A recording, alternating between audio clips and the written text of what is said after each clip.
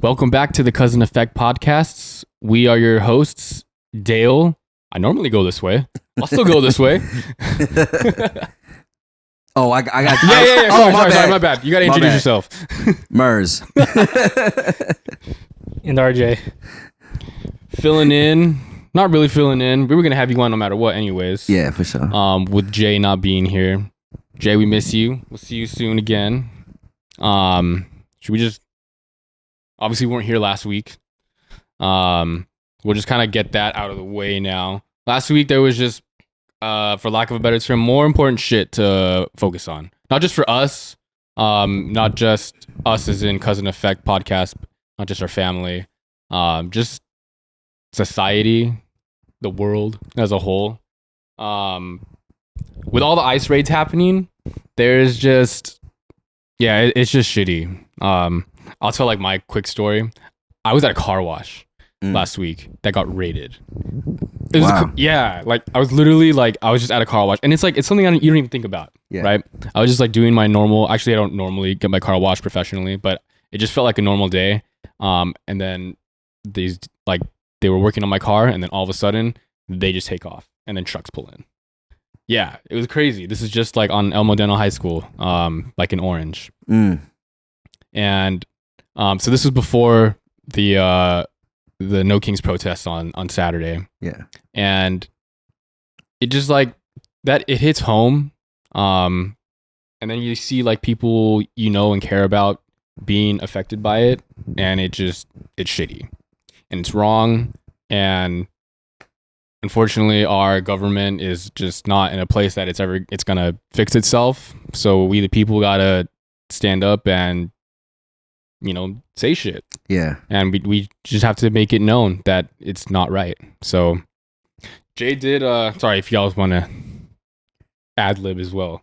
Nah, I was just gonna ask, did you see anybody get No, we didn't see anyone get arrested. That's they good. legit sprinted. Yeah. It was crazy. And then the owner of the car wash came out to not apologize, but he was explaining, he was like, and it's funny because no one is saying exactly what we all know is happening, but he's like, obviously, you know what's going on right now. We're not able to finish washing your car. That's what he says to me. And I'm like, I don't give a fuck about my car at this point. I was like, you do you, man.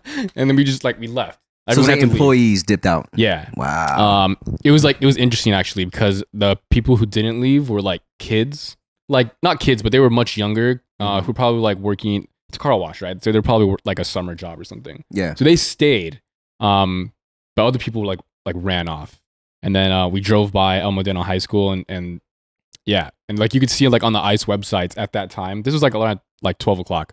It was also the day before El Modena's graduation for the year. But you can see on the websites it was ICE is here at El Modena on Chapman. It's crazy. Wow. But speaking of the protest, Jay, who's not here right now because he's got shit to do, did send us some stuff that he wanted to kind of go over about the protests and just kind of his thoughts on everything going on. I'm going to paraphrase it to the best of my ability because those who know Jay know he may not be the best writer, but I will make him sound like freaking Shakespeare right now. Let's go. So the protests on Saturday, at least to him, were successful. 12 million nationwide. It was a lot. I wish I went. I have a 2-month-old baby, so I shouldn't have gone. And I didn't. Him and our family were at the Anaheim one, where it was about tens of thousands of people, and it was peaceful and finished and dispersed on time, and it was organized. I actually saw LA is different, right? LA is kind of the epicenter of what's going on right now. Right. But I saw mainly on Twitter before it got crazy toxic, San Diego, the San Diego PD was tweeting out how there was thousands of people, but it stayed peaceful the whole time. Everyone dispersed. So kind of what Jay is saying here. People said their shit and then they left. All walks of life were there and present. Didn't matter the affiliation. He saw people from the LGBTQI community, Christians, Catholics, veterans, Black people, white people, Latino people, Asian people. Surprisingly, a big number of older white people came, and they were veterans. So he felt optimistic. and uplifted despite all the negative stuff on social media that he was seeing. They had 2 stages and booths to sign petitions, and they had 2 live stages with music. He said the signs were super powerful and also very funny. Yeah, there were some hilarious signs. It's like this is a bad comparison, but at marathons there are some funny ass signs. There's super funny signs, man.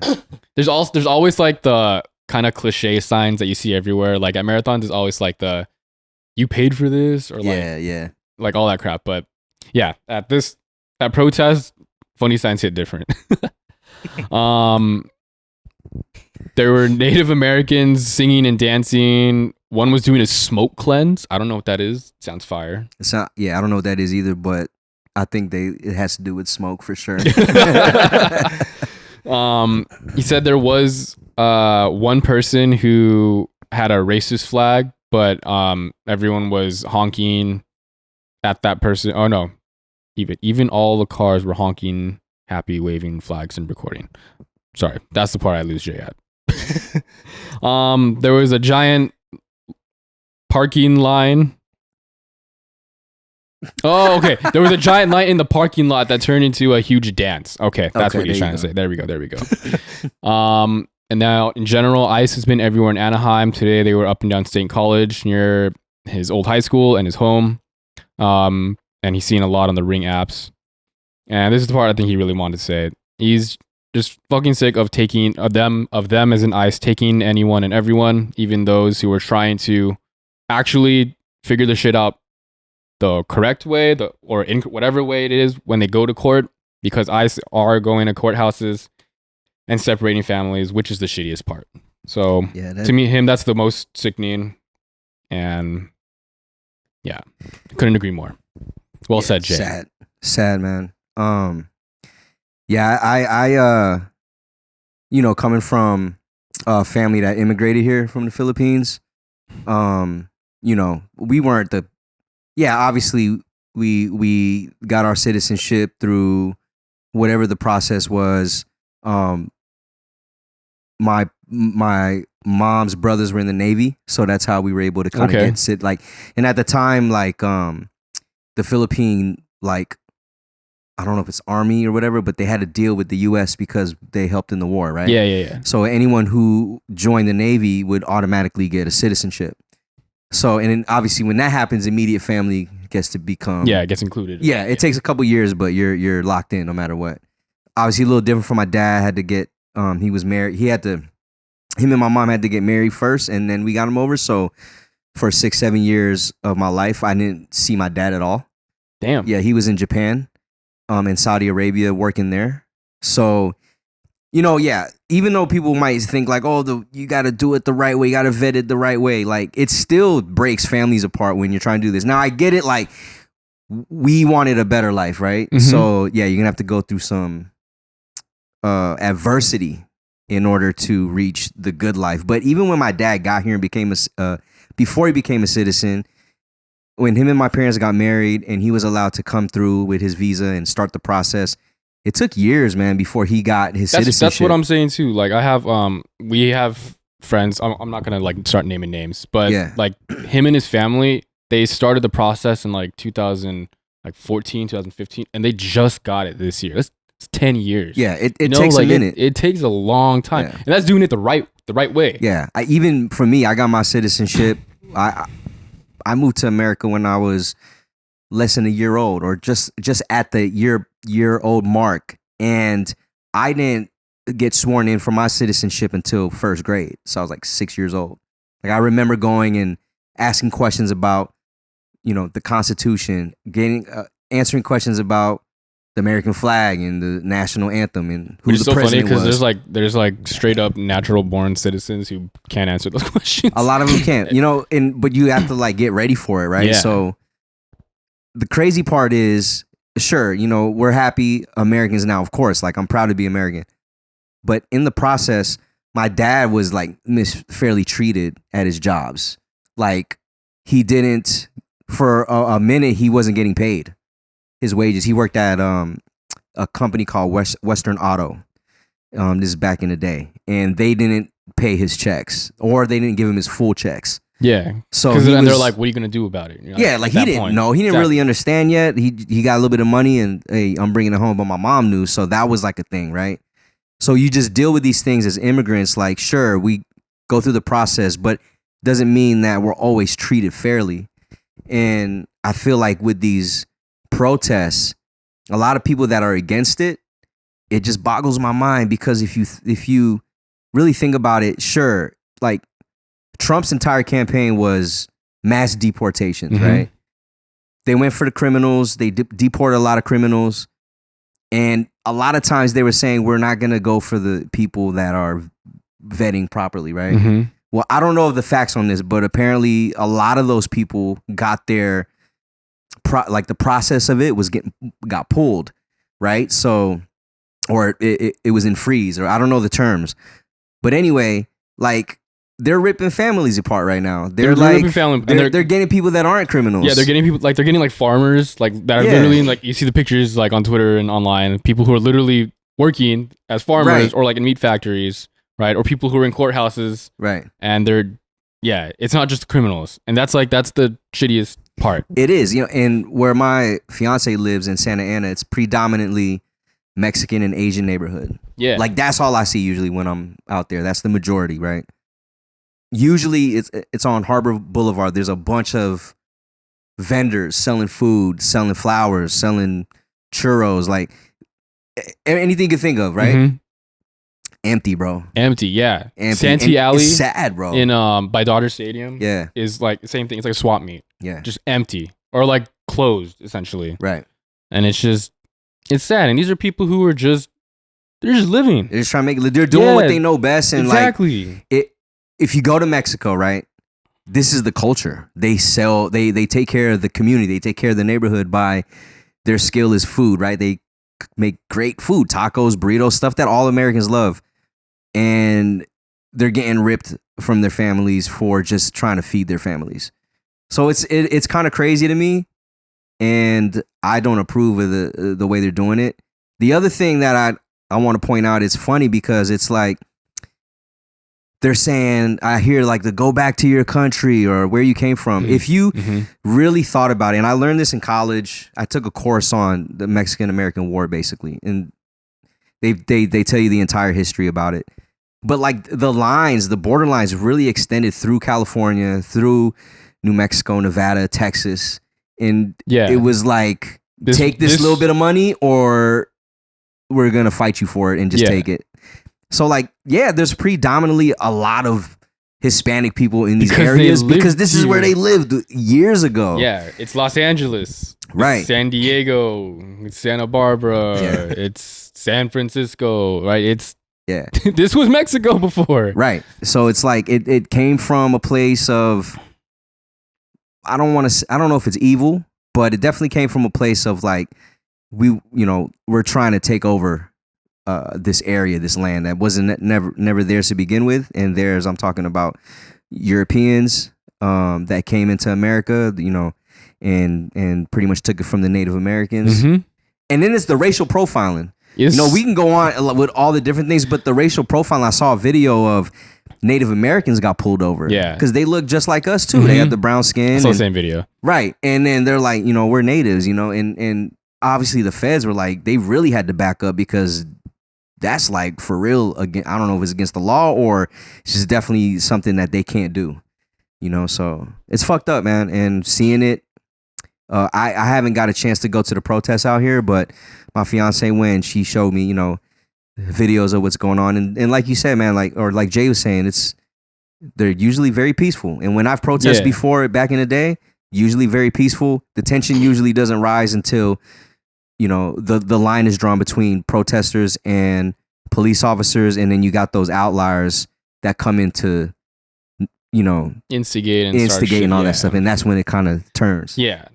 And the peaceful side, that's not what's being shown by the media, like mainstream media. They're focused on the bad parts, like when you see stuff happening in LA, and that's just a very, very small percentage of what's actually happening. And then it isn't, I see on TikTok like people that actually live in like downtown LA, like this is what it looks like right now, and it's either it's just not like a war zone. Yeah, it's it's just a like, normal day. Yeah. Like this guy was saying, like, oh, his mom was telling him, like, oh, be careful out there.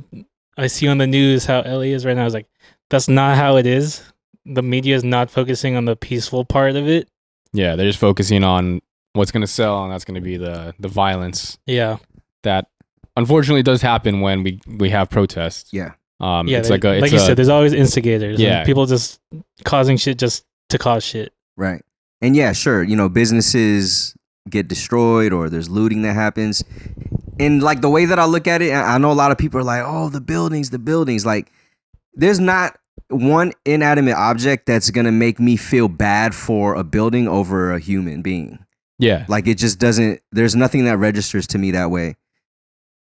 Yeah, local businesses, they can take it sucks 100%. Mm-hmm. You know what I mean? But you can bounce back from that. A lot of these folks, there's kids that won't bounce back from this. Yeah. And low key, you turn them into like, it's like the villain arc, right? Like it's like Batman. You take their families away, and then they become like, well, he was a superhero. Yeah, so maybe not Batman, but I get what you're saying. You know what I'm saying? Like, yeah. But yeah, man, it's a sad thing. We're in sad times. I'm definitely always gonna back humanity over some buildings getting destroyed. And I just kind of wish more people saw it this way, which I think actually a lot of people are seeing it the right way. I think our generation especially is seeing it better. But yeah, it's just our generation needs to come out more and make themselves known, not just like by protesting, but like unfortunately the only way to like really counter this is like, I hate doing this. It's voting. You just have to fucking vote. Because if you don't vote, then we're going to get this shit happen again. And it's just going to keep happening. That's why, like, your biggest power is your voice. And then your second biggest power is your ability to vote. So just vote. Yeah. Vote these fools out. And if you don't vote, like, get out there. Get out there and show your face and support the people that don't have a voice. And do it that way, in my opinion. But crazy times, man. This is super crazy. Especially out here on the West Coast. Like Vegas, where I'm at, I think we're about to get hit. If not, it's already started. I think they're making their way like this. A little more east. But yeah, there's a huge Hispanic community. And beyond Hispanics, there's a lot of like Asians Africans would be the Asians. next biggest community affected. Yeah. Right? I didn't know also that Filipinos are the biggest Asian population of immigrants in California. I thought it was like Vietnamese people or Chinese. Filipinos. Oh yeah, 100%. So, like, not like we're next, but like we are also affected. Yeah, yeah. So it's our fight as much as it is Mexicans. Yeah, or anybody. Like if you're a human being that has compassion towards other humans. Especially human beings that are doing the right thing. Like, yeah. You don't have to be like a person of color to be affected by this. Yeah. Like you can be a white male, a cis white male, and still feel like compassion and humanity towards your brothers and sisters of other colors. Yeah, exactly. So, I mean, if you're gonna eat our food, you're gonna like dance in our culture. When shit hits the fan, you should be there too, bro. Like. This is all we got. Like, it's us versus them. You know what I mean? Like, what else you can do? Just sit back and watch and be privileged in your right to just be like, you know what? I ain't got nothing to do with this. I'll wait till it subsides. Yeah, you can't turn a blind. Like, silence is also speaks volumes. Right. Well, wait till the economy gets fucked with all this shit, and now it's affecting your pockets. That's what I was saying. I was like, yo, like all the farmers are gonna go. What's gonna happen to like grocery prices? Like there's gonna be like a trickle down effect. I'm not an economist or anything. Yeah. But there has to be a trickle down effect when you affect the people who do the hard labor like this. Yeah, and on top of the hard labor, they're also a lot of these people are contributing to America with taxes, like with the ITIN numbers that they have. You still pay taxes. They still got. I mean, if you want to make money here, you still got to pay taxes, whether you're a citizen or not. You're gonna find a way. They're gonna find a way to get $1 off you, Uncle right? Sam don't care, man. So it's crazy to me. It's like, I don't know. It's It's just fucked up, dude. It's fucked up. And we really try not to get, I think most like outlet sources, like for us, this is doing Cousin Effect podcast. It's for us to just have fun. It's like, we don't want to talk politics. Yeah. But when it's something like as important as this, we just like, we have to.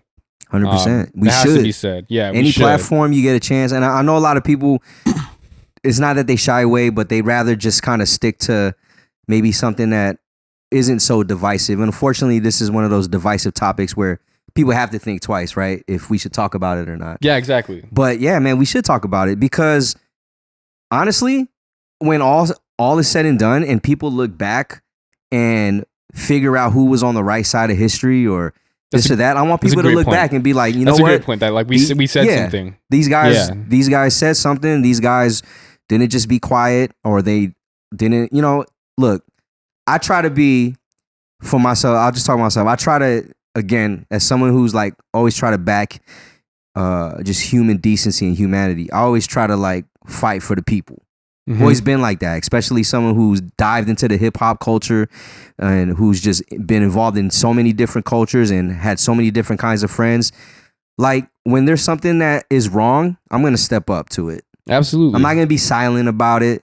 I'm not going to be like, oh, I don't want to talk about it because, it's hard to talk about it or whatever. Like, nah, like if there's a time to talk about it, whether it's in a small circle or it's in a platform like this where there's a chance where hundreds of thousands of people, even though I know you guys don't feel like you might get that, but you never know.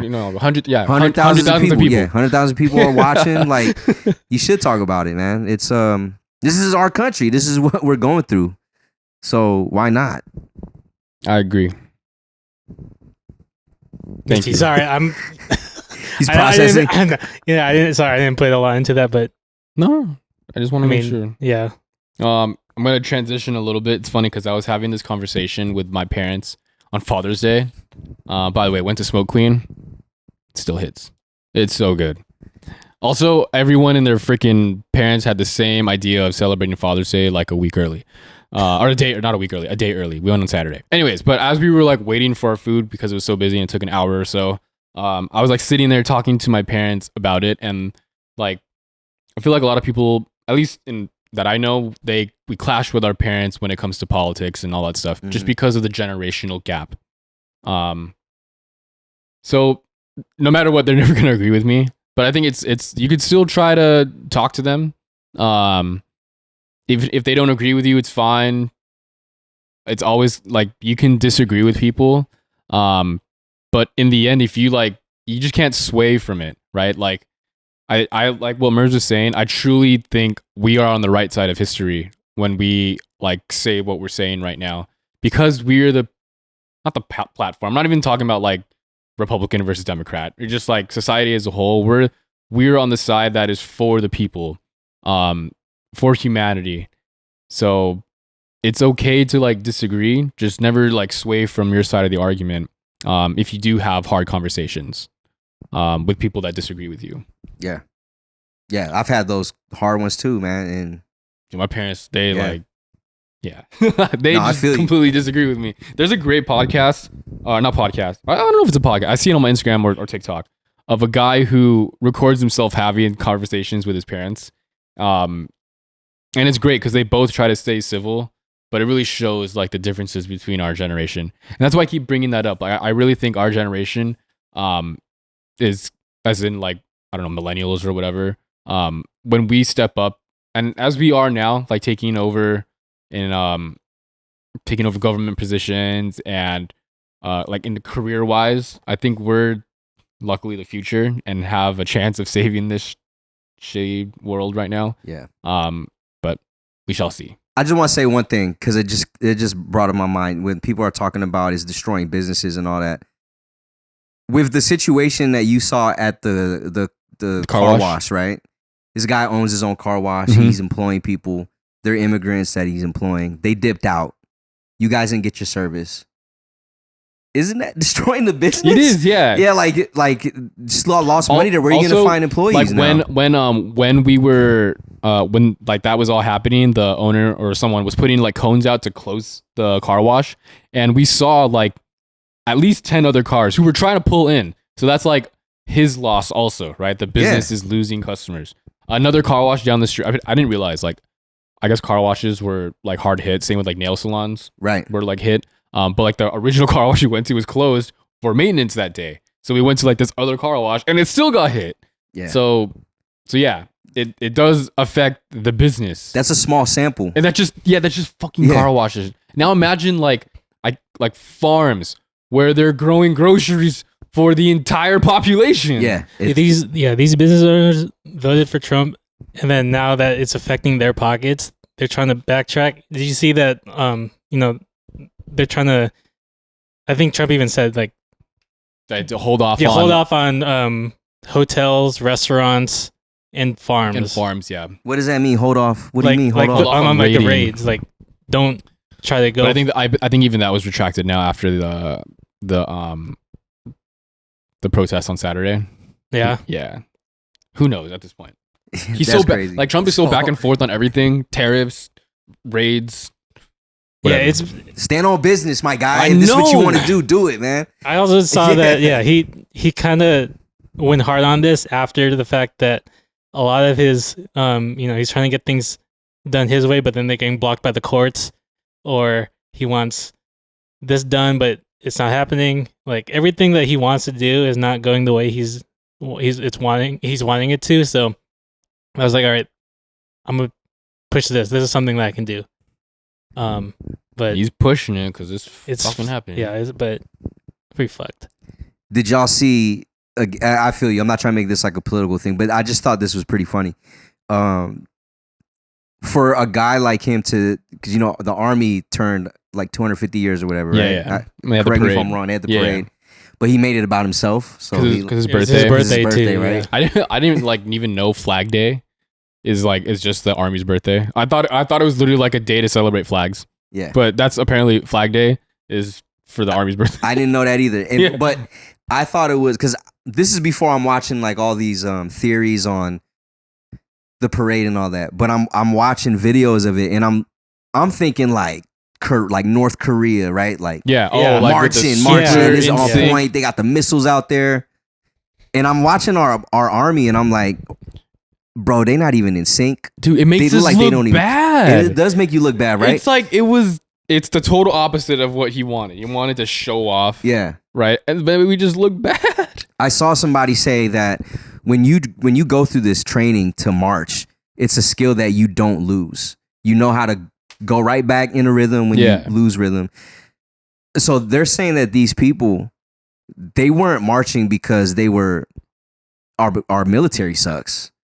They weren't marching correctly because they feel like this might have been their silent protest to their silent. And if it wasn't for the whole like immigrant thing, it could be a silent protest of why are we doing this for you? This is like this is for a fascist this is for our military. Like this ain't for your birthday. Come on, man. Like or at minimum, they didn't care enough to try. Yeah, right. At minimum, right? Like if whether it be as like a silent protest or for them just like not giving a fuck and just walking. Yeah, right. So. Well, yeah, I saw the same things, and the crowds too, and people were like, "Oh, it's 200,000 people," and no way. Nah, there's no way. Dude. I don't know that many people who voted for Trump that would show up just to show up for a birthday. No one cares about the government that much. No. Yeah, if the ones that do, you just go on Twitter, you'll find them there. Okay, we are not a political podcast. This is all social satire. Yeah, we're just joking. We are just joking. Back to the run of the list. So we've missed a lot for not being here for 2 weeks. So we're kind of gonna go back to what happened last week, chronologically, or the week before. Which the week before, which would be Emo Night. Well, let's start off. Merz, I know you went to Mexico. Oh, that's even right. older. You're right. Yeah. Oh wow, yeah. Actually, that's a good. I was gonna say that's a good transition. That's a fucked up transition. It is a transition. Yeah, I went to Guanajuato, where my fiance's mother's from. We wanted to check out the city. First that's time? where we want to get. Yeah, my first time. Not theirs, but it was my first time, and we just, we wanted to just see what the city was about. We wanted to fall in love with it. I fell in love with it. Check out some venues and see the church that we want and try and talk to them and see what we need to do to lock in the church. Oh, because you for sure want to get married there. Yeah, like me and my fiance were like, this is where we want to do it. Okay. Like there's a lot of history there, especially for her family. And I mean, who doesn't like going to Mexico?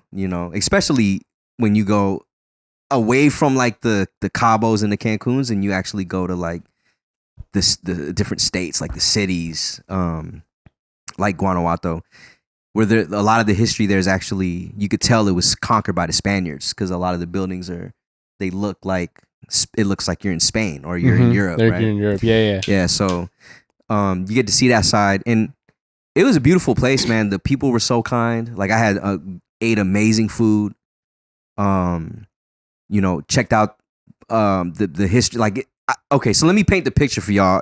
Wait, can you, geographically speaking, is this like by water? No. Oh, okay, it's like, in the middle of the country. So I'm gonna paint the picture for y'all. Have y'all seen the movie Coco? Yes. Yeah, that's basically where. Coco that's a great way of explaining. Yeah. So that's Guanajuato. RJ, have you seen Coco? I haven't. This mother. Oh my god. 100% you'll cry. 100%. We watch it. Okay, we'll wait till Halloween or Dia de los Muertos. You will for sure cry. Yeah. If not, you have no soul. Just add it to the list of movies. Add it to the list. So for those that haven't seen Coco, I'll explain it to you.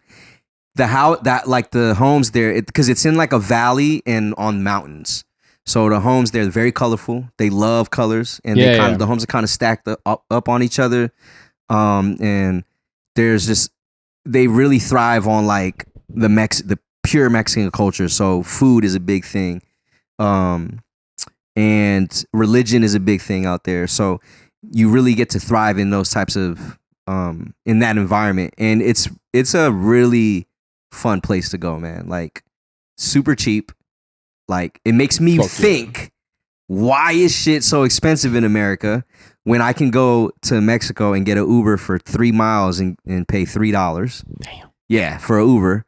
And well, you're also, it's like you were saying, it's not the super touristy part. It's too, not. right? Like we're in the thick of it. So I feel like Cabo and like Puerto Vallarta, it's up there, right? It's up there because they know what it is with tourism. They're charging gringo prices, right? But like the food there is super cheap too, and I'm not saying the food is bad. The food is amazing. Like we did 5-star dining. We did street food, and it's all amazing, man. And we didn't have to pay an arm and a leg, So it really makes me think, like, yeah, sure, like, oh, that just means the economy is bad and everyone is poor. But you know what? I will say, a lot of people out there that I ran into were very happy. They were happy. That people. Matters more. They were happy to talk to you. They were happy to let you try their food. They didn't try to, there wasn't any like hate going on or anything like that. Like just because maybe you're a foreigner, they didn't want to, they treated you different. Nah, man, everybody was kind. I love it there. I really love it there, man. Love how you talk about the food, because I think when traveling, it's the best way to appreciate the culture. 100%. Is just by going out and like eating. Yeah. Also, like you have to eat, right? Right. So, is there a McDonald's there? You know what? I didn't see a McDonald's. That's how you know it's legit. Yeah, no I don't think I saw a McDonald's there. I'm sure there's a McDonald's in the state of Guanajuato, but in the city that we were in, which was Guanajuato City, GTO, I don't remember seeing a McDonald's, or maybe I just wasn't looking. But I didn't see any like fast food chains. Everything was. That's what I'm saying. Yeah, then you're in a good spot then. Yeah, everything was like a chef owned it, or like a family owned it, ran it. So. And you did the high-low too when fine dining, street food. People like with all cultures, like with Mexican food, it's like, oh, it's just tacos and burritos. But there's so much more. Oh, there's way more. Like with like Indian food, it's like, oh, just curry. But no, there's so much more. Ah, man. And that's where you gain like perspective. I thought you were gonna say like gain weight. I did that too. I gained weight too. But you gain a lot of perspective when you eat different kinds of foods, because it makes you appreciate the culture or how they make things, and then you see things that similar to maybe your culture, and then you start to think like, I wonder why it's like that, and then it's because of this happened in history, and it transferred over here. Spain conquered the Philippines and Mexico. No wonder we're the same. No wonder exactly. This shit's the same, right? So yeah, it was a cool place, man. If you guys ever get a chance to go to Mexico, I would say definitely make Guanajuato one of you guys' stops. There's a lot of history over there, besides that it's just in the middle of the country, but there's a ton of history. I feel like a big trend right now in traveling is actually going to like Mexico City. Yeah, I want to go there too. Like it's super artsy, relatively inexpensive. Most people speak English still. Yeah. So you can get around. But I think because the culture and it's closer. Yeah, I totally want to go. What is it called? Like CDM? Something like that. That's what they call Mexico City? I think that's what they call it. Okay. If that's wrong, my bad. Yeah, because I know they use abbreviations a lot for their like main areas. Yeah. But somewhere I definitely want to go. Yeah. I did leave with a messed up stomach, man. Yeah? Yeah, I don't know. I can kind of pinpoint when I had some of the water, because it's true. Don't drink the water, tap right? You got to drink bottled water. And I want to say we went to this dope-ass bar called Parliament, and they serve really good cocktails, but they also gave you a glass of water. And usually the restaurants know the water can be bad, especially for tourists. So they serve you like a bottle of water. But I don't remember them doing that, but I just remember sipping it because I'm vibing out, right? And so I think it was there, or I had like a elote from the Elotero. Damn. Yeah, that was really good, but I know they probably just use tap water to make their thing. So it was worth it though. I was out for like a week. It was worth it though. I was out for like a week and a half, dude, just like pissing out my ass. And it was bad, bro. I had real bad stomach ache. I didn't fart for like a week. Yeah, I know this might be extra, but because I couldn't like trust that shit. I'd rather it out that way. I couldn't trust it. You know what I mean? Than the other way. But like that still sucks. Yeah, it sucks, man. But it's worth it. It was worth it. Always got to get bottled water. I feel like anytime Japan, you're good. Some of Europe, you're pretty good. Was it good in Greece? I don't even remember how. No, in Greece we always had bottled water. We did. Yeah. I think it's just like the organisms, like we're not used to it. Yeah, so it just messes us up. I don't think it's much deeper than that. Yeah, American organisms are little bitches. That's what he's saying. Yeah, so we can't. Yeah, we can't take other countries' water, which is wild, right? Like have you been to Italy? Yeah, or Rome? I have. Yeah, you know how they have like the underground aqueducts they've had since like, and they also have like Caesar's public time. Water like spouts just like everywhere. They just have spouts where the water is just pouring out. It's just pouring out, and you just fill your water. Yeah, I thought it was like at first when I first got there, I thought there was like a broken thing. Yeah, hey, it's leaking. Yeah, like it's been leaking for 360 years. Oh, okay. Yeah. And then I saw somebody drink out of it. Yeah, and then I was like, "Yo, should we try?" So I went and tried it, and I was fine. Nothing happened, and that was how we just bought like one water bottle, and everywhere we went, we just filled it up, man. Like that's fire. Like I wish we had that type of system, and that's an old system, like and before Christ. Yeah. Damn. Yeah, it's old as hell, man. RJ, we gotta go to Rome. You ever been to Rome? No. Oh man, you gotta go. Yeah, the only time I've been to Roman's Europe was, never been to Rome. Yeah. Right. His name is Roman. Yeah, the only time I went to Europe was when went to Greece for his wedding. Yeah. Yeah. Yeah, Rome is another level. It's another level. I want to go to Greece. I've never been. You guys were saying for your honeymoon you want to go to Italy? Yeah, she wants to go to. I want to go too, but she was like, I want to go to Italy. Here, hit these spots, and I'm like, say less, because I've never been there before, and it looks beautiful there. Yeah, it's you have like I think everyone should visit like Italy. Yeah. And if you do, let me know. I'll send you my Google Doc.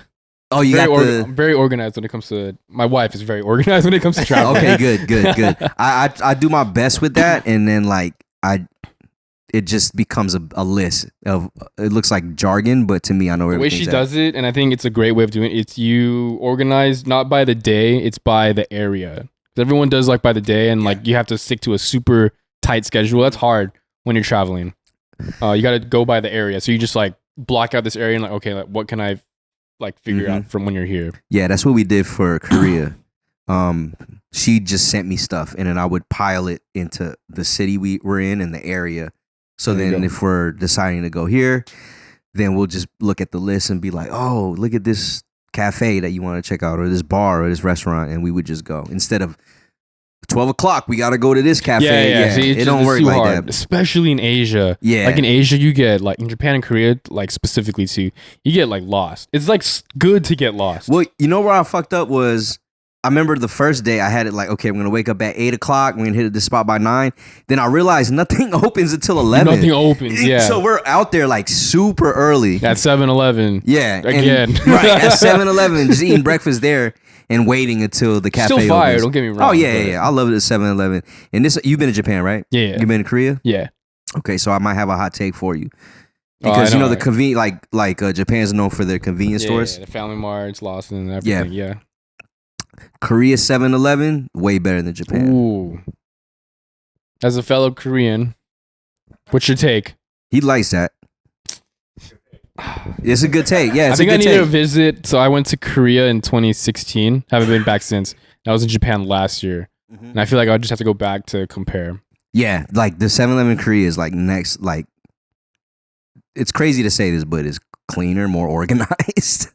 There's a lot bigger, more products. Yeah. I think my favorite part about when we were in Korea, we were able to get fried chicken and beer delivered to us on the river.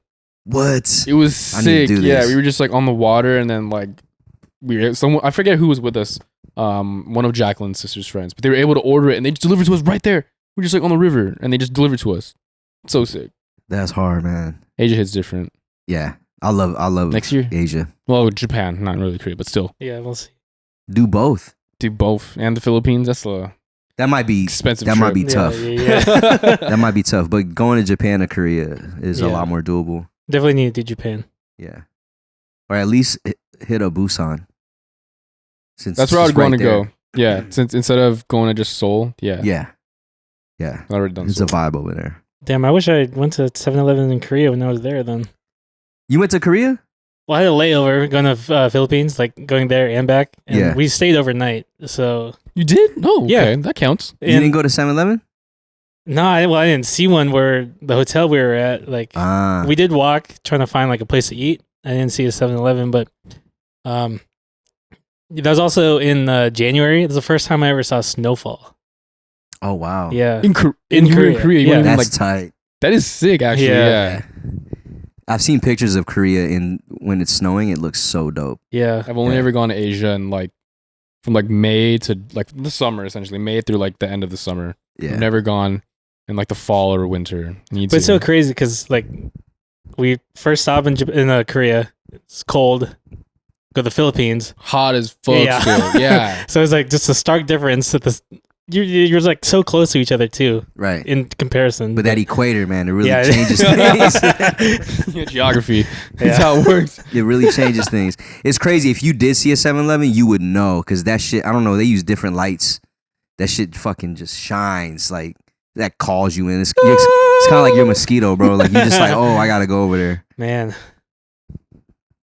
What Fucked sucks up. too is that we have 7-Elevens here. It just no, dude. It's but not. why? Why is it so bad? All the 7-Elevens are like taken over by dope fiends, bro. Like, they're just, I wish like in New York you have your bodegas and it's like it's closer, right? It's closer. But here we don't got that. Here in like a Cali? convenience store. Yeah, like Yeah. we first of all we have to drive everywhere, so that Yeah. defeats the purpose. But Yeah. Well, nah, Cali, your convenience store is a liquor store. I guess yeah, Like, that would be the closest thing. And a lot of liquor stores, especially the ones that do more than just sell alcohol, like, they got all the dope snacks. If There's a you- liquor store on Chapman that sells really good pupusas, but they take like 40 minutes because it's fresh. I was gonna say, yeah, I wish we had spots that sold food, like good food, like fresh food. Yeah, yeah, Yeah, like Damn, yeah. that's true. We don't like a have that. bodega, but yeah, like a bodega. Yeah. Yeah, because I would not trust sushi from 7-Eleven here. yeah, I here would now. not trust it. Yeah, or nah. anything. I'm not getting the hot dog. I'm not getting the pizza. I'm not getting the wings. Yeah. Like I go to a 7-Eleven by my work all Just the a time. slushy, yeah, a Slurpee, yeah. Slurpee, slushy. Yeah, but I get like a protein shake and snacks at my local 7-Eleven, but then I see the That's the so food next to the California of register. Yeah. A Yeah. protein shake Give me and a protein snacks. shake and my matcha. And I'm not getting my matcha. There. That's that Irvine shit for sure, dog. I said snacks. What the fuck? Nah, but yeah, you just see the food next to the register. I'm like, dude, who actually buys this? Dang, I do. Now I used to eat the hot dogs. I'll do it every so often, but Damn, I do. back then in like my broke era, man, I was killing them hot dogs, bro. When they were like $1, I get like 2 of them and load them up with like onions and just a lot of whatever flavor they had for me. My broke boy shit at Purdue was DQ. Every Tuesday had $1.99 like chicken basket. I would buy 4 of them and eat that for the week. Yeah. That was some broke boy shit. I'm trying to think. This is meal prep. Yeah. That's my meal prep. I worked at a Thai restaurant too, so I would like spice it up during the day. But still, that would be like my dinner every night. I would just microwave this like box of, it was like a piece of bread, 3 pieces of chicken and fries. I'm trying to think. What was my broke college life? My broke boy meal in high school. I think probably McDonald's, because back then it was still like the dollar menu. Yeah. Oh, dude. Yeah, it would be like $4. You get like a double cheeseburger, a McChicken, fries, Yeah, and then either a drink or the sundae. Damn. Did you ever used to make a McGangbang at McDonald's? All the time. So McDouble with. Well, you put the McChicken in the McDouble between the patties. Yeah. No, I did not. You never did that? I never did that. I've heard of it, but I never. I used to do it, but then I saw a clip recently. You know the Rory and Mal podcast? Yeah. They talked about it recently. Can't stand Mal. Yeah. Well, that's a whole different discussion. My bad. But yeah, they brought it up. I forgot who the girl is on the pod, but she brought it up how she used to do that in high school too. But they didn't know what it was. But I guess it's just the McGangbang. I might have to get one after this. That shit's, if you haven't had it, I don't know if you eat fast food or not, but you should at least try it. I partake. Yeah. Well, nowadays, man, fast food is a killer, bro. Yeah. I love it, but that shit's a killer. Mm-hmm. I've been cutting down. Yeah. Yeah. Yeah. Have you been going ham after the marathon or what? I feel like I did for a little bit. Even during, like, when I was training for the marathon, I was still getting fast food a lot. Yeah. Right now, I'm trying to cut down. I've been getting these frozen burritos. Dude, yeah. But they're, like, very macro friendly. Oh, really? RJ needs to be sponsored by this burrito company. Yeah, dude. I've been telling everybody about these burritos. It's macro friendly. That's what I need. Yeah, it's called Counter. They sell it at Costco. It's not Costco, at Target. It's a big difference, really. It's like 310 calories, and it has 30 grams of protein. Nice. So I was like immediately sold on that. And it's this guy on TikTok that I followed him for years. He used to post like really healthy recipes. Yeah. It's his thing. So now they sell it's it. His own burrito. Yeah, yes. And now they sell it at Target. It's called Counter? Yeah. Is it good? It's good. Yeah, it's good. They got different kinds? Yeah, they got it's like a beefy queso, or you could do a chicken queso. Damn. But it tastes super fire. Is one enough? No, but I you supplement it with like other things, like a protein shake. Yeah, like today, like for my lunch was that and a protein shake. Yeah. Mm-hmm. Yeah. This dude's getting 80 grams of protein on Target meal. Your farts must be crazy, bro. It's a lot better than when I was doing before. So I've been feeling a lot better. You know, we're lucky here too, being like where we are. We have like, speaking of which, a bunch of Mexican restaurants. Yeah. And we can just get tacos like kind of whenever. So I feel like that's why I've never had to eat fast food a lot. But that doesn't count as fast food, right? It depends. Depends on what I get. I don't know. It's not the healthiest. I would say. I'm eating like a fried fish taco. Yeah, there's definitely been times after I've eaten tacos where my stomach is you're not feeling it. It's not cooperating. Yeah. But at least so it's good, cooked though. and not processed. Oh yeah, you know what I mean. You know what? Feel a little better. Yeah, when you see a taco stand with the al pastor on the what's it called? Not a rotisserie, but like the big ass. It's like they have the pineapple on top. Like okay, these are about to hit. Shabab, shish kebab. What Dial said. Okay. Yeah, no, that's a hitter, bro. Like when I see that, I'm for sure. Like if it says tacos and they got that, it's gonna legit. hit. Yeah, it's gonna hit, man. Yeah. Like the taco spot I go to is on it's on Harbor and Edinger. Dude, it's like you're from here. It's like you're from here. I mean, you might as well be. Enough, man. Yeah. Like, damn, a Harbor and Edinger. That's so specific. Yeah, too. but if you guys are in OC and you want some good tacos, there's a spot called Bravo's Burritos, and they're a taco stand. Bro, man. And there's like 5 or 6 of them. So you might have to ask them, like, is this Bravos? You know, because they all got the same tent. So, but man, bro, like, it's like they just got an abundance of fucking supplies. Because when they make your burrito, dude, it's the fattest. Like, they just throw the whole. That's what I want. They throw like. I want it to fall apart. 100 grams of fucking meat. Yeah, that's what I want. Yeah. I want to see him struggle when they're wrapping it. You know. But that's the thing. They don't. It's an art. Yeah. See. Like they take that fucking tortilla, and I don't know how this shit don't break. Yeah, it just stretches.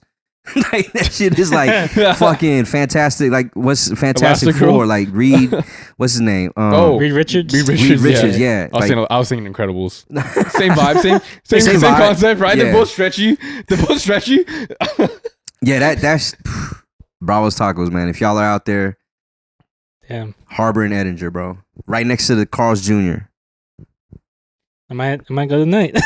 Yeah, man. Oh, hopefully they're there. I mean, we don't know because it's just okay. Yeah, we don't know right now. If I mean, fair. I'll hit you up when I drive back. If I see the tent, I'll let you know they're there. But that shit's good, bro. Yeah, support your local taco spots. Yeah, man. They need the help right now. Yeah, support your local businesses. I always try to support local business, man. Like if I get a chance, like I try to do that. Even with clothes, like I'll try to buy clothes from local. If it's dope, I try to buy it. Small Business Saturday, not just like the day after Black Friday. That's how I guilt trip Jacqueline into me being able to buy stuff. Yeah. I'm like, yo, we're supporting your small business, and it's Small Business Saturday. And she's like, okay, fine. So it's fun though, man, because like usually the person serving you is the owner. Exactly, yeah. Especially like flea markets or like stuff like that, like little swap meets. Yeah, and if they're definitely like either associated with the owner or the owner themselves, and they're like always happy to help. And you never know, man. They might blow up and become like they might be able to franchise their business, and you could be like one of the OG ones. Like, yeah, man, I remember talking to that dude. He used to serve me burgers, you know. So it's support your local business, man. Because if I had a local business, I would hope people support it. Agreed. Yeah. All right, we're all over the place now. But RJ, how was your emo night? It was fun as fuck. It was fun as fuck. Wait, what is this? Evo night or emo? Emo. What's emotional? So like, break this down for me. So you know, like alternative rock. Yeah. Like Fall Out Boy, My Chemical Romance. Yeah. That type of music, and it's not just a phase, mom. Like that kind of music. Yeah. So you just. So the one I went to, it was at House of Blues. Oh, okay. And I thought you were just staying at home listening to Yeah, RJ celebrates emo night every night. Yeah, like you spend it like a night to yourself where you're just fucking sad. Yeah, goes to his door, puts on all black, puts his hair down, and listens to Jasper Confessional. Yeah, so these are like, just another Tuesday for RJ. They've been put on at like different venues. Yeah. So like normally it's DJs, they'll play like that music, and then just people just vibing out. Yeah. But this one that we went to, it was like their 10th anniversary, and then which we didn't know, and they had people from the bands actually there. Oh, word! And they would play music like Travis McCoy from Gym Class Heroes. Damn, I don't know the names, but that name in a minute. Yeah. So it's usually a cover band. Usually just like DJs. Oh, DJs. They're just playing the music. Damn, that's sad for real. The actual band wouldn't come out. But this night, members from the band came out. That's tight. Yeah. And because we've been to a couple before this, but this one was really fun because, they had the band members there. You saw Yellow Card? Yeah, I saw Yellow Card. Yeah. Boys Like Girls. Man, when's the next one? You need to hit up my cousin Jay because he loves that shit. I know that every Filipino has a cousin named Jay. Oh yeah, 100%. Yeah, 100%. Or variations. Yeah, like me. Yeah. There is. They're gonna be in Vegas at the Brooklyn Bowl. I forgot what date. Oh, that's gonna be a good one. But yeah, they do travel across the country doing this. So I might have to check it out. I feel I do. Yeah, I think Jay might really enjoy. Oh, he'll really fuck with that. Yeah. But it was a really fun night, and I've never been, but you guys all post it. I mean, because you listen to that music. You still do now. I still do. Like you play it in the car. I play it in the car all the time whenever you're in the car. Yeah, I want to go. But this was like, this family friendly. It's 18 and over, I think. So does everybody like like vibe with the music, like they rock out, I guess. Yeah, they sing along. Okay. It's when this They was mosh? this was our middle They school. mosh? Yeah, they mosh. Really? Because I'm thinking like emo, like sad folks, like they just kind of like Where stand are there. you? Well, they classify that like I just want to be my feels, man. like early 2000s alternative rock. They just classify that as emo. Yeah. Have y'all heard the band The Paradox? Sounds familiar. I want to say they're from Atlanta. It's an all black band. Oh wait, they're new. oh, and they're Yeah, they're new. I've seen their Instagram and yes. TikTok. Yeah. They make music from that era. Yeah, and it yeah. sounds so good. Like the writing is so good. They're just really talented. Yeah. I remember seeing them when I was randomly in Georgia at like a small bar, and they were just playing like covers and stuff like that.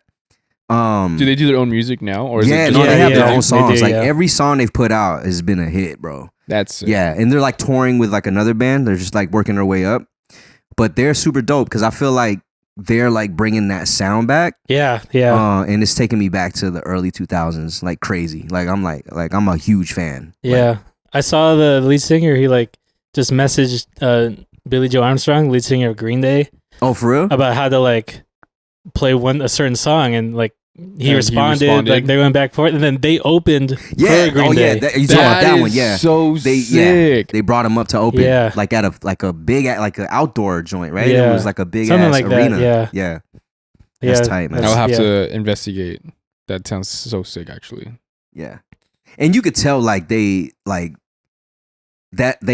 making that type of music. It's not just like some black dudes that got together and said, "Hey." Like, when we said like dudes from Atlanta, I was like, whoa. Yeah.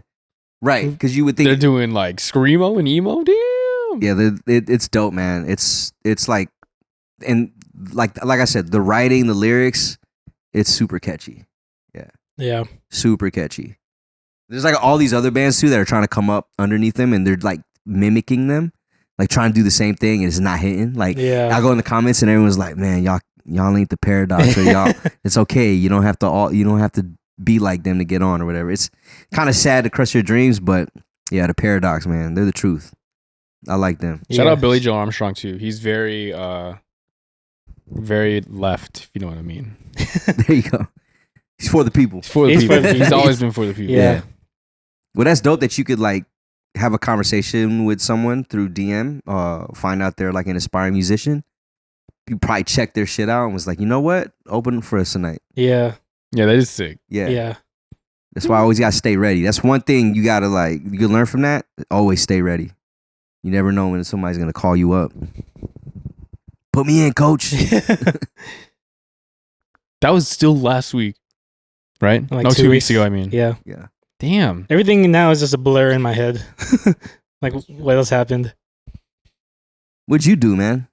Father. So for me, the big thing was Father's Day. Yeah. Oh, happy Father's Day. Thanks. Your Yeah, first happy one. Father's Day, man. Thank you.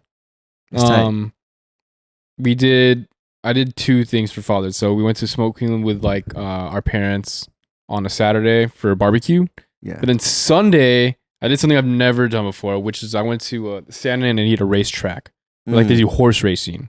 And I have no idea what the hell I was doing there. That's tight. But it was sick. Like people, first of all, people go crazy. I don't know if you've seen that video of that dude like slapping his ass, betting on horses. Oh yeah. But like, okay, I didn't see that specifically. But I'm talking like, it is full on like a sport, and people like there are thousands of people in line to like bet. So you have to like place bets at like kind of like in Vegas, you have to go to like a teller, and you have to place bets with them, and then they go outside and they're cheering on the names of like some of these horses, and these horses have crazy ass names like Cappuccino Cutie. Yeah, it's just like weird shit like that. But it's a vibe because like I had no idea what I was doing, and they're just walking around getting food and just watching horses. Yeah. Yeah, and like I didn't put any money down. I didn't know what to do. We were trying to figure it out. But Did your dad? No, my parents didn't go. I went with Jackie's parents. Oh, okay. I feel like my dad would have? Yeah, would have. I just know the minimum bet was $2. I know that. But it was fun. Actually, like I think we should go just like once. Did you Where's like this dress at? up? Santa Anita Parkway. So it's in Arcadia. Okay. Like so kind of near Pasadena. Yeah. And it's beautiful. First of all, it's also huge. I I dressed like how I normally dress, kind of nice. I didn't dress up like freaking Kentucky Derby with like weird outfits, or like anything. a suit and a top but hat. People or something? definitely were. Yeah. Because there is, in a lot of places, there is a dress code. But we were general admission, so we weren't allowed in those places. Yeah. But a lot of people were like dressed to the nines, and it's like that part is like cool. Especially for Father's Day, it was like obviously a lot of dads there. But it is like you can smoke inside, you can drink inside. Yeah, it's like it's a vibe. Somehow family friendly, but it was. So I'm just saying we should totally go. I think somewhere like we should bring like JJ at some point. Yeah, I'm down. I brought Emerson, and he survived. You know, I'll be putting money down. Exactly. I would love That's to what I'm saying. I want RJ because I know you would study it. And, like you would see like these dudes, they have their books, like it's like a book they give you at the front, and it has all the races for that day, and then it has like the horses stats info, and then the back part is like 98 speed. It's like pretty much right. It has like their height and weight and their age and everything, for the horse and the jockey. But the back few pages are like, I don't know. It's like famous people and like who they're betting on, so you can like choose to like follow that person's like what they're betting on. I would need to find the horse's background that has like, and I say this respectfully, that probably doesn't have the best home life. Oh, because he's doing it like he's got a purpose. He's got a purpose out there. He's We trying saw a to horse like, run away. you see what I'm saying? Before it you started, see what I'm saying, right? And it was crazy Yeah. because like they're all ready to go this way, and then you just see this horse without its freaking jockey just take off the other way. And then on the big screen, it's like number 7 has been scratched. So like All those can't bets, race yeah. because he fucking ran away. That sucks. But Like I would need the Forrest Gump horse, bro. Like that dude. oh, you're right. You know Yeah, what I mean? yes. Like The the somewhat one with a little mentally bit of unstable. autism. Yeah. yeah, like especially if the horse's name is Forrest Gump, I'm putting all my money on that dude. I'm telling, like, apparently that's a thing though, is that you're not supposed to just choose the coolest name, because a lot of like the horse owners, Yeah. they'll create creative names for the casual fan, dumb fan like me. Yeah. So just choose that cool name, but it's like these like other horses that are going to be like actually winning. All right, I'm Yeah. picking the most boring name then. Yeah, or the But dumbest for name. real, I think you would thrive in that setting. First of all, you'd be broke. But second of all, it's actually pretty fun. Pick the horse that has a human name, like Bob or something. Yeah, Steve. Yeah, we'll go with that one. But yeah, that was my Father's Day. That was also the longest we've been out with Emerson. So we left at like, I don't know, like 9, to get there at like 10. It's far. It's like still like Pasadena, Arcadia. We didn't get back to like 6 after having like another dinner. That was the longest we've been out with Emerson, and it was How was that? actually pretty good. Jacqueline did great. Emerson did great. All I did was drive, right? Yeah. But it's interesting because like we're still figuring out like how to change them in public. You know what I mean? Like, yeah. obviously you see people like do that, but like you gotta find a restroom to actually make sure that there's a changing pad in there. Or Mhm. we're doing it in the back of my car and it's like 110 fucking degrees in Pasadena. Still learning things. I didn't even think about that. Yeah, and you don't think about that until you're in the moment. For instance, it's I not would as- just try and time like my kids' like bathroom usage and just hover them over the toilet. damn. And that's the thing though. People do that. Really? Like, yeah, for like at like a certain point, because apparently, all right, this is getting into the weeds. This like that pooping position Yeah. is like a natural response even as a baby. So apparently you can potty train your baby from like a month, 2 months on. Yeah. You just put them over the toilet and like they'll just poop into the toilet. Mic to your mouth. Yeah, poop into the toilet. Ah. So like when they're like uncomfortable and crying, it's because imagine you trying to take a shit laying back. Yeah, that's right? true. It's not I'd be crying too. Yeah. So yeah. That means that's great parenting. You're gonna be a great dad. I'm gonna try that. My kid's gonna be Just like- all toilet. Yeah.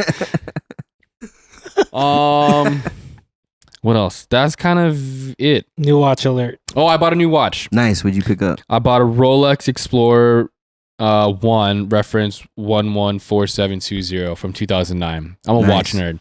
So, Nice. I'll go over the whole story. I'll just get it off my chest now. I traded in my wedding watch. Yeah, that's how important this watch is for me. Yo. Yeah. So I went to a place that I got my wedding watch at. It's called Happy Jewelers. In 2003, me and my wife went. She was gonna get me a watch for like our wedding. Wait, what? You said 2003. 2023. Sorry, 2023. Damn. Yeah. Me and Jack have been together for a long time, man. In 2023, went to actually I was gonna get her new wedding bands because we had these like really dumb ones from like the courthouse, but not that we got at the courthouse. We got married at a courthouse first, 2022, and we bought like these like weird Cartier rings that we never wear anymore. So we wanted new rings for when we got married in Greece. And then while we were there, she was like kind of surprised me. She was like, "Oh, she wants to buy me a watch." So I was originally looking at this exact watch, not this exact one, but this model in reference back in 2023. One, it was like pretty pricey because it was brand new, and some other dude, it was actually like this giant Filipino dude, bought it before me, and Jacqueline, I guess. So the watch that I had bought, which is a reference 16014 date just, so it's like a silver watch that had like a linen dial. Yeah, it's not like I settled for it, don't get me wrong, it was a beautiful watch, but I did kind of in my heart settle for it. Yeah. But that was my wedding watch. That was the watch I brought to Greece with for our wedding. It was actually it was not the watch I was wearing when Emerson was born, but it was a wedding watch. And then I don't know, watch bug kind of like just hit me the last few weeks, and then I saw that same place had this watch, and I was like, damn, I kind of want it. So I went in, I traded in my old watch, my wedding watch, and I picked this up. So how does it work when you trade in your watch? Like, do they appraise it there, or? Yeah. So the good thing is, I shopped it around online, like not online, but like with other like watch dealers. But Happy gave me the best price because I had bought it from them. So they were able to look up their, like when I bought that old watch, it didn't come with the original paperwork. They came with Happy Jewelers appraisal and their own paperwork. Yeah. So they were able to look it up pretty quickly and saw how much I paid for it, and then gave me a trade-in value. Right. Obviously, they have to make their money, right? So they gave me, I'm not going to go over like pricing and all that, but they gave me a lot more than all the other people that had asked. Nice. But I actually traded in another watch. It's a lot more than that watch. So I had traded in that and one of my Cartier watches. So you traded 2 watches for that? Yeah, and paid some tax on top. Nice, man. Yeah, but this is it's like my dream watch. It's the watch that I think I'm gonna sell. I was even talking to Dal about this. I think I'm gonna sell all of my other watches. Maybe I'll keep a dress piece and I'll just only wear this. I like can't stop looking at it when I'm outside. That's fire. That means it's worth it. Yeah. Like I know people kind of giving me shit for like, I can't believe you're getting ready for a wedding watch, but it's like, no, like this is the watch that I wanted for it. Like it just, the stars didn't align at the time, and they did. And like, I'm in a financially sound enough position that I was able to afford it. Actually, they didn't put that much on top. Mm-hmm. They gave me a great deal. If you know me, I fucking love negotiating. I bought a camera so I can wear it on my chest so I can do negotiations live. I didn't wear it for that because they wouldn't allow me to film inside. But I love negotiating. So I was actually able to negotiate. I got like additional wedding bands for Jacqueline because when you're pregnant, your fingers swell. So she wanted to wear a wedding band. So I got her new wedding bands too. It sounded like a good deal, bro. It was a great deal. Like, it's a very specific watch. And I was like, I was like looking, and the people who I bought my old watch from just happened to have it. Yeah. And I was like, damn, it's kind of meant to be. Yeah. This like happened on like a Thursday. I like messaged, actually, I was messaging Ryan, and shout out Ryan if he's listening. But he's the one who like put me in. He's our homie who like we all know, and he's also a big watch guy. Yeah. And he put me in contact with like a dealer at Happy Jewelers to talk to, and like because of that also helped get my price like lowered. So shout out to Ryan. That's tight, man. Yeah. RJ, we should go again. It's so fun. Just for me to look. Dude, it's like, but it's fun because they like, you go to Rolex, like an AD, and like, first of all, they only have like at like Costa Mesa, right? Or at South Coast. They'll have a few watches out that you can try on. Yeah. But at like Happy Jewelers, they'll have all the watches out, and you can just. And they'll let you try it. And they'll let you try it on. Yeah. Like, it's a $300,000 watch. Let me put it on my wrist. Yeah. Let me take a picture with it on my wrist. It's fun. Yeah. I went with Ryan one time, and then I'm just like, dude, I do not belong here. I think I like that experience of getting a Rolex, more than like booking an appointment at the store. And I'm talking like I don't have any Rolex. I don't even have a watch. Like I have an Apple Watch and my Coros, like that I used to run in. That's it. But I would one day want a dope watch, right? But because when I was in Japan, like my cousin wanted a Japan's Rolex. scary when watching. Yeah, it is. And we were going through everywhere trying to, you know, he was like, look, like we were going, I mean, he knows his shit. So like he was doing his research and all that. But being able to go in and try the watches, you know. It makes so much more of a difference. Yeah. For this exact watch, I was waitlisted at 2 different Rolex authorized dealers. They're called ADs. Yeah. So it's like the actual Rolex stores. I was waitlisted at one of them for more than 5 years, and the one in South Coast for like 2 or 3 years. Yeah, that's insane. And like I'm never gonna like get a call. I'm never gonna be able to like buy it. And then here I can just buy it. Yeah, and now you came out of it with not only the watch that you wanted, but with rings. Yeah, right. Exactly. Yeah. So it felt good. It felt good. I need to not buy another watch, but it's hard, man. Sometimes you gotta scratch that itch. Woo! When we like got here, you saw me. I was like watching like Vucom, just to like, I don't know. Sometimes I feel like I can do that. I can just like, if I have enough capital, I can just like flip things. But you also know the watch game really well, so you probably could be really That's good why at that. I kind of want to, just as a side hustle. We'll see. And it might just be fun. You make a couple extra grand, like Exactly. Why not? And then it could fund like the next hobby. one. Yeah. But where would you resell it? Like online? Because we like No. I would go like, I wouldn't do like Happy. I would have to go like through dealers. So okay. I'd buy, it'd be like the opposite. I'd buy online, right? Like even eBay, or like Chronos 24, all these other websites, or like local, and then sell it to dealers. Yeah. Okay, because the way I was picturing it, it's not like how Vucom does it. Because you know you got your whole like street where you can go to anyone. So That's hard. yeah. Yeah, I don't know how he does that. Like I'm pretty sure all these people know each other. They have to. You're on the same block. And like but like for him, he's considered a dealer, so he's getting the dealer's price. Yeah. Like there's probably a bunch of people like me who are like, yeah, I can do this shit too. Yeah. But like if I was to walk in to like that area, I would not be getting the dealer's price. Not because they don't know me, but because I'm not a dealer. Yeah. So I would have to like do it through like pretty much all online. Yeah. That makes sense. Yeah, because like, we'll see. Why wouldn't anyone else just be able to do what he does? Exactly. Yeah. Right. Especially you need the knowledge, you need the capital, and the time to figure it all out. But anyways, just a little side hustle that I kind of want to do. You should do it, man. That could be like your little like content thing that you do. Helps push the podcast. Dude, it's hard too because like we're into so many things. Yeah. Right. Like watches, like Pokemon cards / sports cards, shoes and hats, like all that stuff. Which, like in theory though, like doing that, like buying stuff for like as long as we have been, yeah, we like build the like knowledge on what to buy, what people like. Now I just gotta kind of figure out how to use that knowledge to flip it. Yeah, to flip it. Yeah, I'm not really a good like flipper, I guess you can call it, a reseller. I don't think I am. I think I'm a good negotiator. That's the thing. Yeah. I don't even want to think about like when I like to collect things too, but I actually like to keep it. You know what I mean? Unless if I don't find the value in it no more, like if I have a homie that's into the same stuff or maybe likes something that I have, I'm gonna say that he likes the exact thing, but maybe he's into like, I don't know, like Raphael, right? And I got a bunch of Raphael stuff I don't want no more. I would just love to give it away as like a gift. You know what I mean? But I'm definitely on the collector side of things. But I do like to bargain for the price. You know what I mean? I feel you, yeah.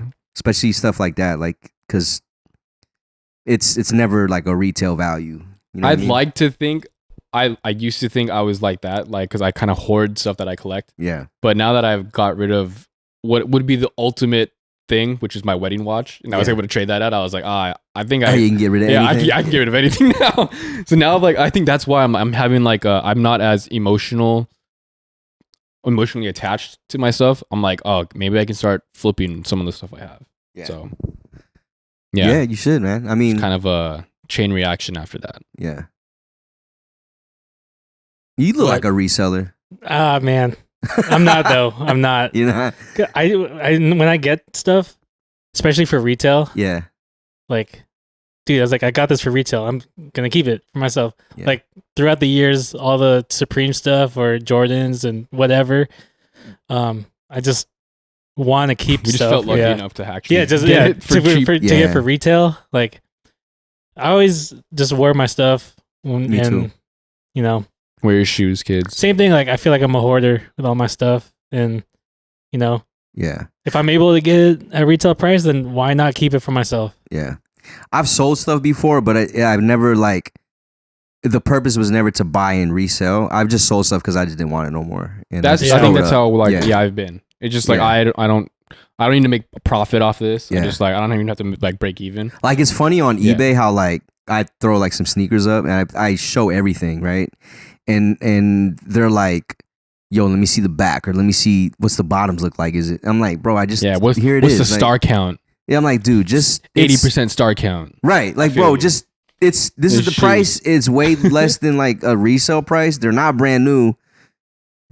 Just buy it or not, bro. You don't have to like sit here and find out. I think the craziest thing I ever had asked of me was I needed to see. They wanted to see the other side of the paper that the shoes come in the box. You know, like shoes that come in a little box. They're like, can you take a picture of the other side of the paper? I was like, what are you talking about? It's crazy. Sure, man. I still did it though. And then they lowball you like off top, but I do it all the time. Okay, but that's the thing. When you're on the other side, all they're gonna do is say no. Yeah. Say less then. I'll still I've done some. I've done some offers where I'm offering like half of what they want. I always do just though. To see whatever they accept. Like if they accept their price for like they'll accept offers starting at like 50%. Yeah. My first offer is gonna be 50%. Yeah. And then if they say no, they say no. But a lot of times I do reach the maximum amount of offers because I lowball too much. It is what it is, though. Hey, if they let it go for it, you know. Like on eBay especially, there's a 5 offer limit on eBay. Yeah. And it works both ways. So if I send one offer and then they send a counter offer, that's 2 offers. Wait, you said 5? Yeah, there's 5. Yeah. Damn. Yeah. I usually just go 2 and then and just let the time run out. You're selling shit right now, right? On your Instagram? Oh yeah, 2. They're sold. Yeah, they're sold. Look at you. Yeah, good for you. I mean, I'm losing money on it, but they're used. They're used. Yeah, so it's okay. So whatever. I had the craziest rigmarole from an eBay purchase, and it was who was it? Was it Phoenix? I think it was Phoenix. It was like a Build-A-Figure action figure joint, Marvel Legends, right? And I needed it because I wanted to get it's a Juggernaut Build-A-Figure, so I needed the character. And the crazy thing is we went back and forth. Like I lowballed the mess out of him, and when I accepted the offer, I saw someone else selling the same thing for like with free shipping and way cheaper. Less. Yeah, I hate that. And I was like, damn. So I hit the guy up and I told him to cancel it for me. He was cool about it. He ended up canceling it. Did you give him an excuse? Like, my son accidentally ordered this, not me. Nah, I just told him straight up. I said, bro, I found this cheaper. Oh, damn. Okay. Yeah, I found this cheaper. And the funny thing is, the other one, like, I just felt like someone else is probably going for it. So I ended up putting an offer on that. And I was like, dude, I hope I don't come off with like 2 of these. Right, because I don't sell shit, so like it's just like a bunch of a hassle that I have to go through. But luckily, the guy was like he refunded it, and then I got the other one at a much cheaper price. And then I did the math. I only saved like $3 doing all that after the shipping and everything. But I'm cool with that. I was like, cool. I'll take the $3. That's how it is sometimes. I feel like I've definitely had an experience like that. Yeah, it just ends up saving just a couple dollars. Yeah. Or like you trying to not flip something, but like you buy something and then you sell it and it's like in the end you only clear like $10. Yeah, 10, 20 bucks. And you're like, was it really worth it? But it is what it is. Yeah, I tried the sneaker resale game one time when I had got my first credit card when I could just buy as much as I could. Yeah, that shit did not work out for me. It's not me. I have all these sneakers and some of them don't even move. Yeah. Yeah. It's like, nah, this ain't me. But I've always wanted to do like not patches and pins, but like some type of like a tent or something where I could sell stuff in person. Because that's good. To me, that's the most fun. Yeah. The most on the other side buying. I want to be a seller, like in person, like a Rose Bowl flea market or like patches and pins, something like that. That'd be so fun. Oh man, the content would be hilarious. But 2, I have so much stuff I can move. You think so? Why don't you just open a store? That's a lot of work. It's a lot of work. That's the thing. That's a lot of work. That's a lot of work. Even the booth, because I think for a lot of these, like now you have to sign up as an LLC just to have like these little booths at like these like patches and pins and stuff. Yeah, like you have to have a business name too. All right, Cousin Effect, the Cousin Effect podcast booth at Patches and Pins. I'm just saying, it wouldn't, right? You telling me you don't have stuff to sell? I think it'd be fun as hell. Even like a garage sale. I just feel like we're in this middle ground where, like, yeah, we can't be in Patches and Pins because we don't have an LLC, blah blah. And then if we do a garage sale, it's not really like the shit people. I don't want to sell for like $3. Like go for yeah. We're just in that middle ground. It's like, all right, you gotta sell it online. It would be fun though. It would. I probably would pull up just to try to haggle you. Lowball you until you you get 5 offers. I got $3. Do you ever see those guys, like, I'm pretty sure you have, like on YouTube or Instagram, where they're like at the sneaker conventions or whatever, and they have a line of people trying to like sell stuff off. Yeah. And they'll do like a mystery box or something. Yeah. And then like they'll like negotiate a price off of what they feel is inside. That's gambling. It is. Point. Yeah. And it's so funny when the dude like the person selling to the buyer like rips them off. It's so funny to me. It's always something. Yeah. Like not that it's great. So funny, and they get so pissed. Oh man, that's like, bro, that's your fault. Like, yeah, you fucking bought a mystery box. What do you expect? You know? You thought it was gonna be like some Travis Scott ones in here? Yeah, nah. You got some Jordan mids, like. Enjoy your Panda size dunks. 5. Yeah, size 5. They always lie too. I got some heat in here, man. At least one shoe you'll make your money back. It's literally, you open the box, is one shoe. You have a 1 in 5 chance of getting some heat. Yeah, I feel it though sometimes, or they'll do the coin flip. Yeah. That shit's hilarious, dude. And we were when I was at Happy, I was asking him like, are like people doing coin flips for watches? And he's saying like, yeah, they do a lot. And like sometimes they'll do the double or nothing. And like it's one thing to do that for like shoes or like Pokemon cards, but for fucking watches? Yeah, that's crazy. Like 10 racks. It'd be like 10 racks. Oh, double or nothing. 20 racks or nothing. Oh my God. Yeah, that would be crazy. That would be crazy. All right. Damn. It was a great episode. Yeah. It's good. We had our serious moments and our not so serious moments. I feel like we were all over the place on the second half. But again, that's the best part, right? Yeah. When you're just all over the place. Yeah. Thank you again, Merz, for coming out. Man, thanks for having me, guys. Filling the seat. Yeah. I know we'll be seeing you again. Yep, for sure. Got anything going on in the next couple weeks? Man, honestly, just working with my cousin. We're just trying to build on this caregiving journey. Awesome. Yeah. All right. That's it. Thank you guys for listening. All the socials are linked below. We'll throw your social in as well. For sure. Thank you. And we'll see y'all next week. Peace.